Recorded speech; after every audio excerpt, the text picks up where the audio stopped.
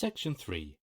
You will hear two students named Mona and Ted talking about a presentation on design development. First, you have some time to look at questions 21 to 26.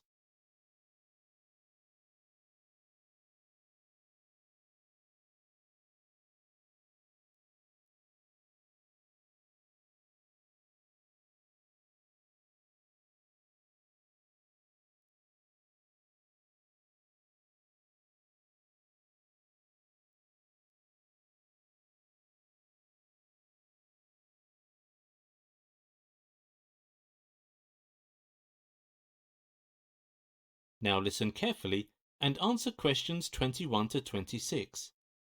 Ted, you've looked at my presentation, haven't you? What do you think of it? Hey, Mona. Yes, I have. Before giving you some advice, I have a question. Why didn't you write about the development of design and its influence, or connection with social advancement, or even art movement? In my opinion, this direction would have more significance. Actually, I just want to focus on the history of design. I'm particularly interested in its history from the 1800s. That's why I wrote about it. I see. It could save some effort. Not really. I've covered different areas of design, such as building, clothing, and products. It's a lot of work. Right. Is it because you want to give a comprehensive talk?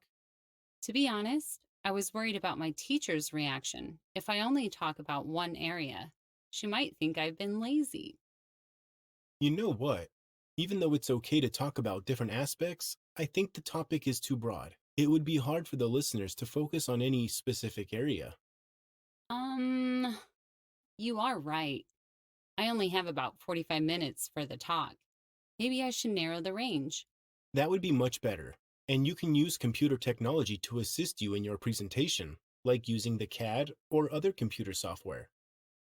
I'm not sure. Although computer technology can improve the visual effects of my presentation, I'd rather use the traditional way since I'm talking about the history of design. I guess traditional media is more affected by computers rather than designing industry. That makes sense. You could do it your own way. As for the content, you mentioned purism, and you said it can save people's effort. I don't really agree with that. I think it's not really easy to achieve. On the other hand, I do think it's important to apply this concept in architecture.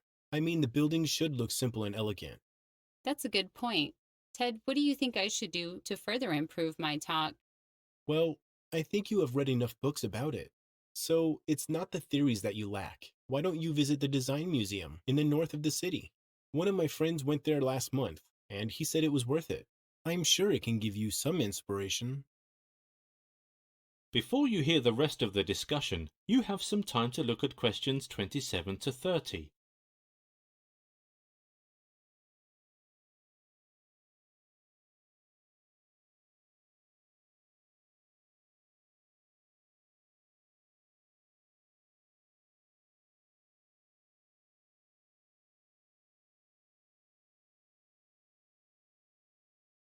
Now listen and answer questions 27 to 30.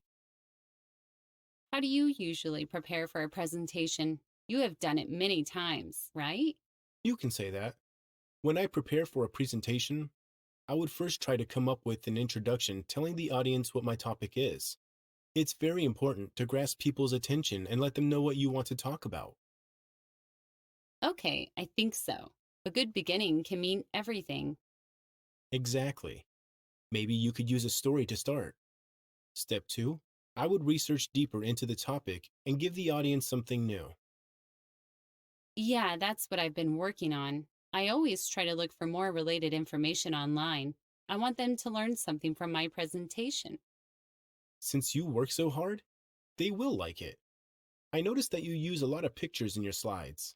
What I would do is put a statement under each picture so the audience would know what exactly the pictures are about. I just thought it would be more impressive to use only pictures. All right, I will add that. In the next step, you should try illustrating slide by slide. Each slide should only contain one thought or idea, so all of these thoughts will link together in your illustration. This step would need a lot of practice. Exactly. A lot of practice is needed before you stand in front of the real audience. There's one final step you should not forget. I suggest you prepare some text handouts with important details. What are they for?